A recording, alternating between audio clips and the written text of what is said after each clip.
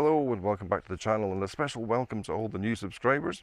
Some of you may have joined specifically because some of my videos have been about this camera, the Nikon Zfc, and that's what we're talking about today. We're talking about the picture quality of the Nikon Zfc. I'm out in the woods with my dog and his wee pal Maisie, and I'm taking a few pictures as I go around, but I've actually got pictures already to talk about, and we'll be doing that back in the studio. Because how can you do picture comparisons out and about in the woods? It's silly, but people like to do the videos and people like to see videos of people out and about taking pictures. So that's why I'm starting this way.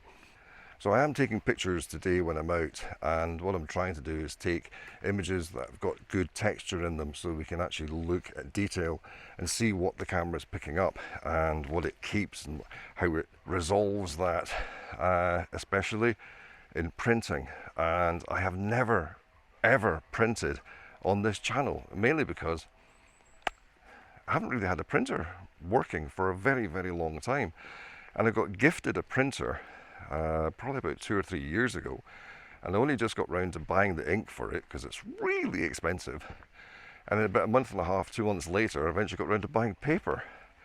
So I printed for the first time in years just the other day. The printer's not set up 100% for the paper yet, but I'll work on getting that done. But I'm quite impressed with the pictures that I've been getting printed with the Zfc. Now you may know, I'm going to turn the camera around a little bit because I'm getting quite a lot of light on there. You may know, if you've watched my channel, that I also have the Nikon D850, which is a 45 megapixel camera compared to the Zfc, which is only 20 megapixels. This is a crop frame APS-C compared to the full frame Nikon D850. I could do a comparison between the two cameras, but that would be a bit silly because the D850 was a flagship camera for Nikon for some years, and this is an entry-level mirrorless. You can't really compare, it's chalk and cheese. But I will, understandably, have those comparisons always in my head. So I'm going to try and do this video from two perspectives. The one where you may be new to photography, you're transitioning from maybe a mobile phone or an old camera to the Nikon Zfc. Or you may be like me, that is getting older, or in my case it got quite ill last year at the end of 22, became very ill, and I couldn't carry the D850 in all the kit. So I was taking pictures with the phone when I was able to get out, but I wanted a camera that was better suited, which was a good camera, take good images and feel like a proper camera, which is why I got this. So I will be making a kind of comparison in a way between the D850 and this camera, but in reality we're just looking at what is available and looking at what. Shut up! But in reality what we'll be doing is looking at what this actually does and is it any good. And you probably already guessed by something I said. Yes, it is.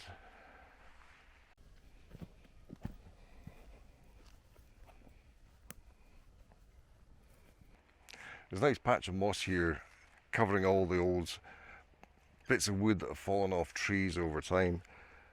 And it is really nice and full of lots and lots of texture. So I'm taking a few pictures of that, and I'm cheating, and I'm using full auto and using the compensation exposure control here just to make sure I don't get too much glare, because I'm not using a polarizing filter, I'm not using any filters at all. So to get rid of the glare I've actually got to bring down, thank you Maisie, got to bring down the highlights. I think I've got a picture.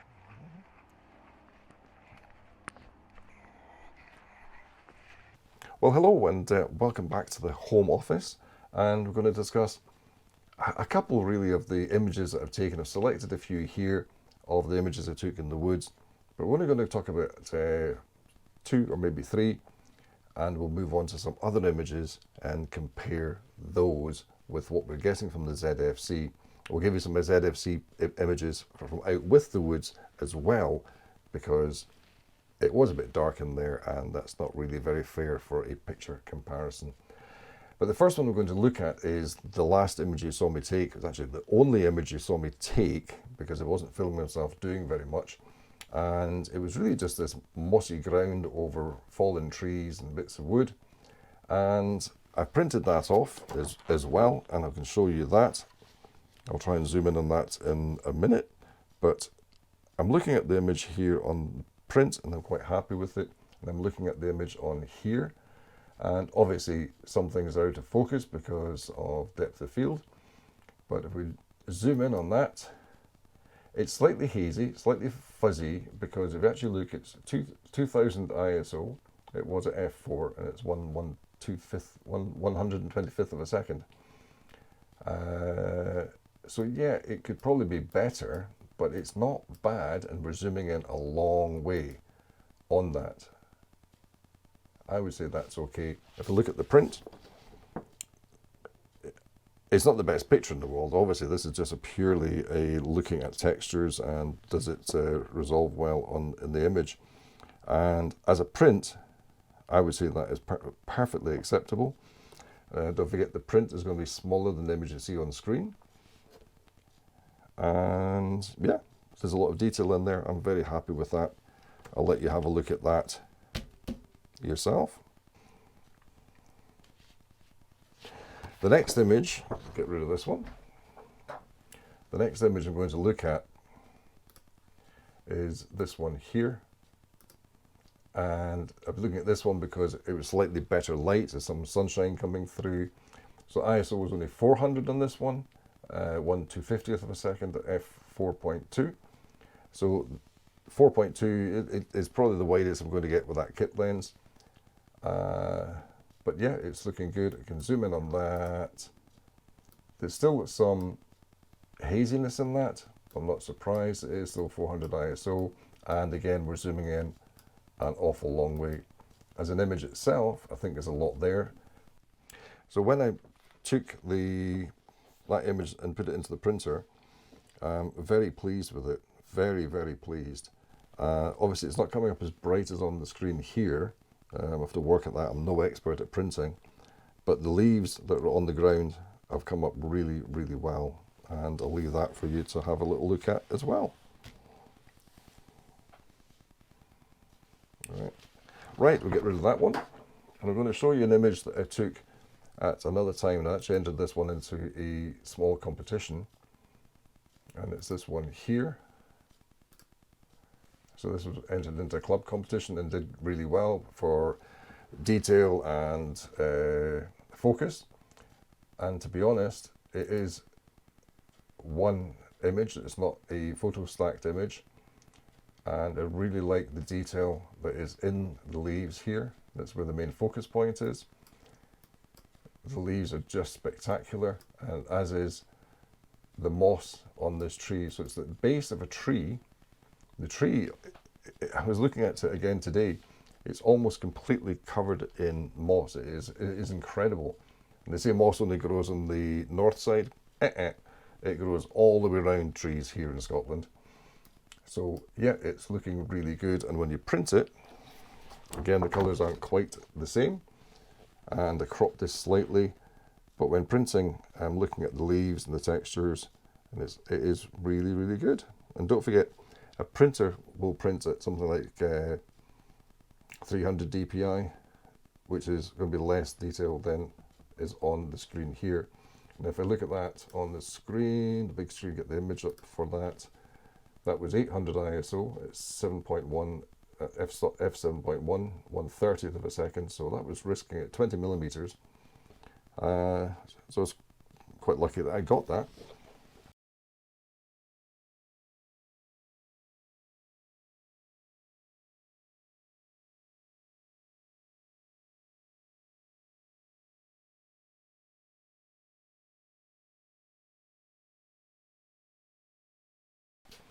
Now, let's have a look at something completely different.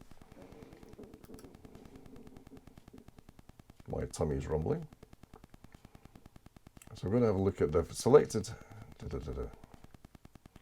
I've selected quite a few images here to have a look at. Obviously, I'm not going to look at them all. I'm just going to have a look at a couple. But we can now go to a bigger camera, a more professional camera. So this is the Nikon D750, and this is a 24.2 megapixel image, and it's also 3 images stacked together. So it's focus stacking, one at the front, one in the middle ground, and one on the castle, and a very, very slight edit afterwards, and it came out absolutely stunning. I love this image, I really do. And if you zoom in on the castle, you start to lose some detail. It's not as good as it looks, but you are zooming in 100%, and it is quite something. If you take the print of it and then look at the size on there, especially if you zoom in, yeah, you can see it's a massive, massive increase in size, and the print comes out really well. If I looked at the detail on screen, in here you can see every little bit of the seaweed and the mossy seaweed along the rails here. It's looking really good, and in the print it's coming out pretty much just as well. It's really, really nice, but you're not going to be able to get the intimate details that you can see on the screen in the print, because we're not looking at it really closely, and it's printing at a slightly different standard, but it prints really well, and that's the D750. So if you fancied a full frame camera, the D750s are really good cameras. That's Nikon. So the next image is with the D850, and I took this one in Iceland, and this is it. I love this image. It was taken in a howling gale, bitterly cold. We parked off the road because you're not allowed to park beside the road in Iceland. It's too dangerous, especially in bad weather. So we got off the road, wandered up, and we got this image, which I'm really pleased at. It's ISO 200, f16 at 1/30th of a second. So it's a 24mm image at 1/30th of a second. So it's really risking movement within the camera being shown on the image, and it's quite possible that that's happened. If I zoom in on here, it's not as clear as it could be, but there's still a lot of detail within that grass and within the water. And then you take it out to the far distance, you can see the buildings of a farm right on the base of this mountain. But the one thing about something like this, which is a 41.6 megapixel image, is you can crop, and you can crop in really well and get a really good image still, even with a crop. So if I could actually do something as tight as that, so that's almost quarter of the image, do that, and I'm getting quite a clear image from that. I can still zoom in on that, obviously, just exactly as it was, but that would print as a really nice image. It won't print as big as the uncropped image, but it's going to print really well. And that is the benefit of a big camera like the D850, which is something like 43 megapixels and is full frame.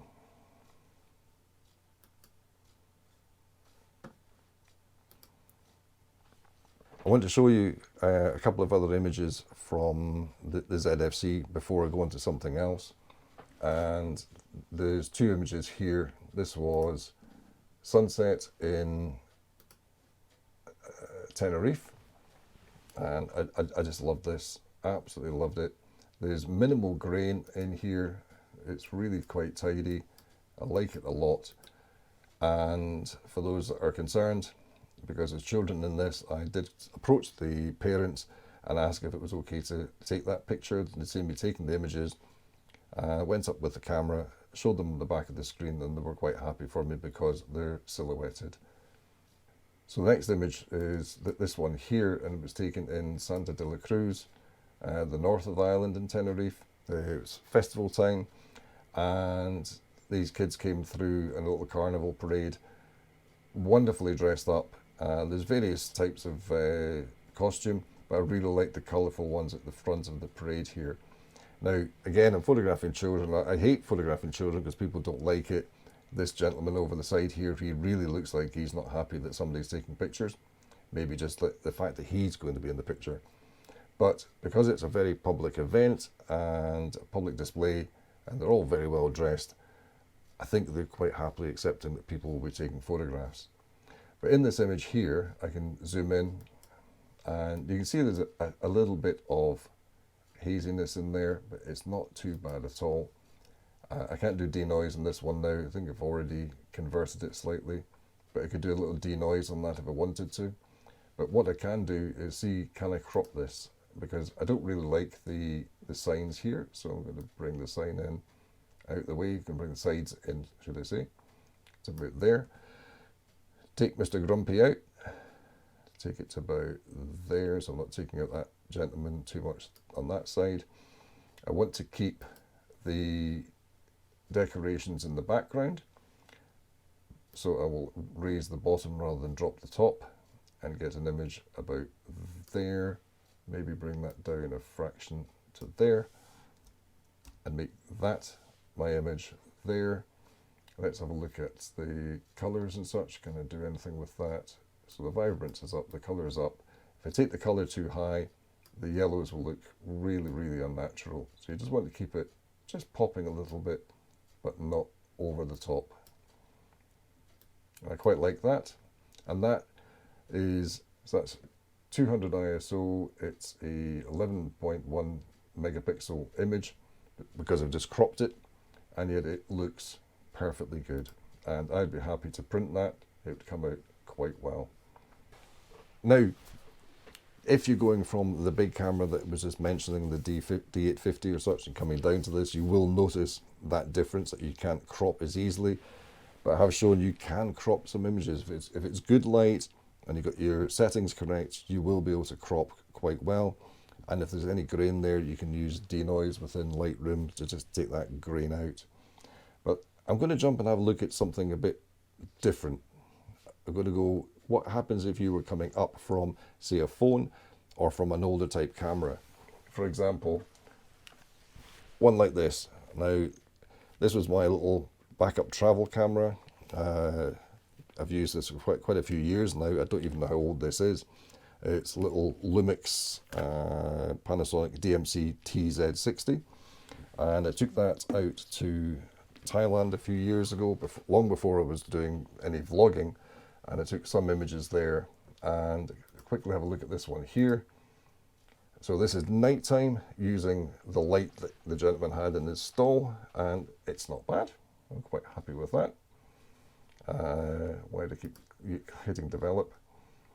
I have an image here in Koh Tao, and these guys are fire performers preparing for the evening's performance. The sun is going down, and I just jump in and have a look at that. You can see a lot of grain, a lot of noise within that image, but it's perfectly acceptable for things like social media. You're on holiday, you want to take some pictures and then post that you've been on holiday. Perfectly acceptable.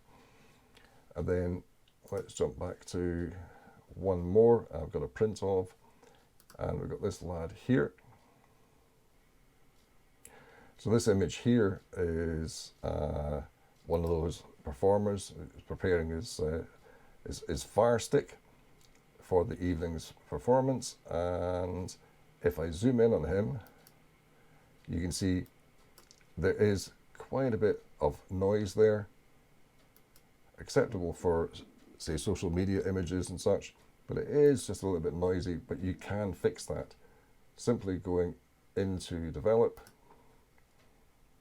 and I doubt I can use the auto sharpening.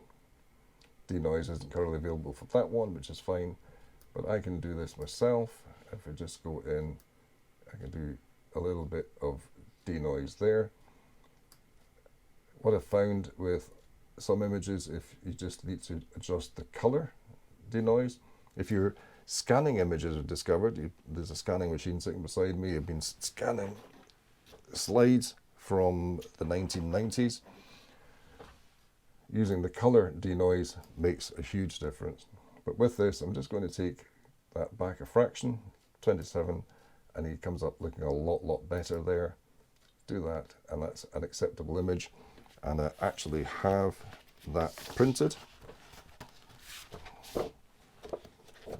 And it is a very acceptable print. If I happen to be back in Thailand and Koh Tao and they were still performing, I could give that to him as a present and he'd be more than happy with that. It's a really good image.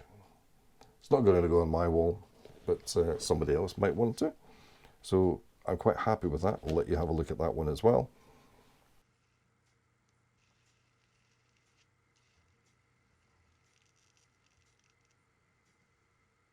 So that just shows that even an old, simple camera like this can get reasonably good images. I would suggest, though, the Nikon is going to take better images than that. Very much so. You're going from what is effectively a 10 megapixel camera to a 20 megapixel camera. And finally,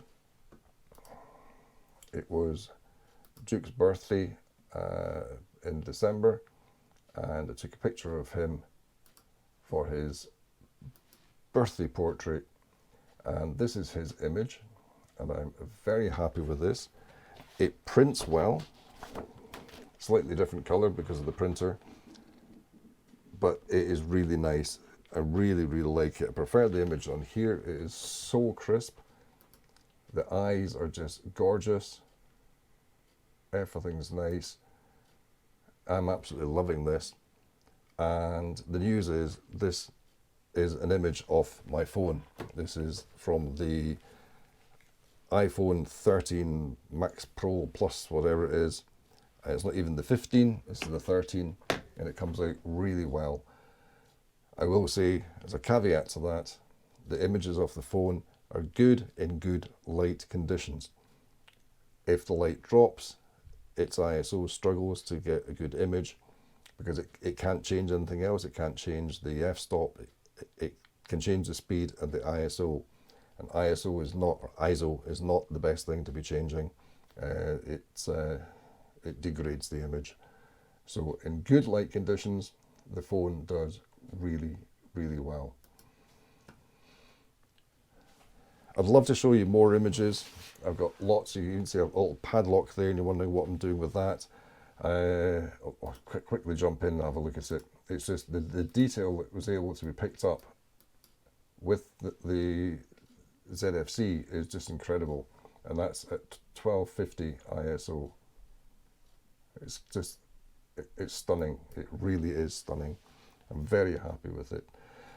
What I'm going to say is, to finish off, the quality of images of the Nikon ZFC, if you're coming from the bigger camera down the ways, you will probably be a bit, not so sure about that, but you'll soon get used to it. And they're perfectly acceptable for, say, social media, for viewing on screen, maybe not for printing big. If you want to print big, you probably want a slightly bigger camera, though I do think I could print certain images that were taken on this big and you wouldn't notice. It is a good camera. You must remember that just a few years ago, the 20 megapixel camera was top of the range. And now 20 megapixel camera, people are looking at and going, not so sure about that. There's a 43 megapixel, there's a 50 megapixel, there's a 100 megapixel camera now.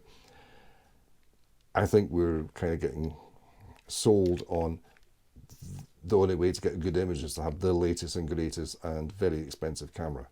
It's not the case at all. Get what you can afford, what is accessible to you, and go for that. I would also say it's important to understand that the camera has to work for you and it has to be ergonomic. If you struggle to reach the buttons properly, it's not great. I mean, a camera where the button is out here, the bigger DSLRs are like that, where they have the button here. This has got the button back here, so it's a different type of grip that you need to take. And this has got the small rig grip and plate on the bottom, just to give it a bit of grip there. It doesn't come with that. So it is a different type of camera to handle. It's very much, as I pointed out in previous videos, like the old, say, FE2 that I've got here, which is a wind on, and there is a film in that, and the button's there, and you worked it that way. Whereas the modern camera, you don't touch the lens as much other than to zoom, so it is slightly different. But I love this camera. It's good for me. People will say they miss the fact that the wheel doesn't do the same thing. These wheels, they like to be able to adjust f-stop with one and the speed with another.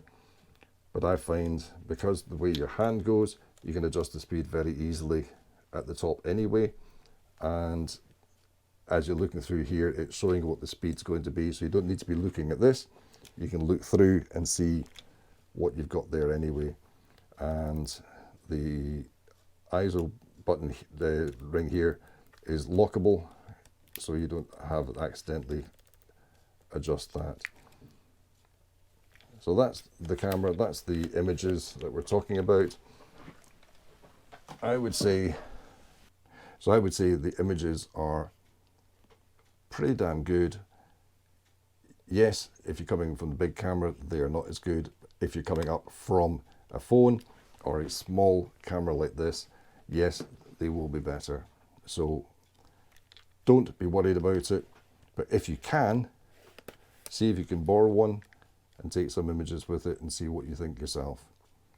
So this isn't your normal type of, it isn't a normal video for me, and it probably isn't your normal type of video for showing image quality and such. It's just me taking some pictures and having a wee look and discussing them with you. I hope you enjoyed the video, and I hope I've been able to answer your questions that you have. If you have any other questions, please feel free to ask away in the comment section.